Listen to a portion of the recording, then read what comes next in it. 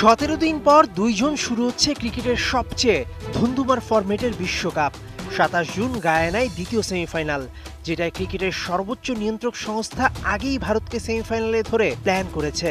Playing condition অনুযায়ী প্রথম semifinal হবে ত্রিনিদাদে, কিন্তু সেটা ভারতীয় সময় ভোর 6টায়। দ্বিতীয় সেমিফাইনালে ভারত খেলবে, তাই উল্টে গেছে টাইম। গায়ানায় সকাল 10:30 হলেও ভারতের সময় থাকবে রাত 8টা।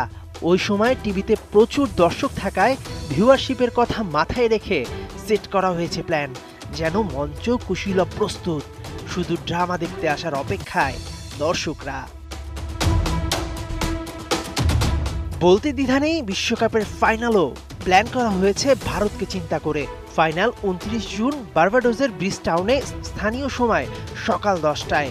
তখন ভারতীয়দের ঘড়িতে বাজবে সন্ধ্যা 7:30। 150 কোটি জনসংখ্যার ভারত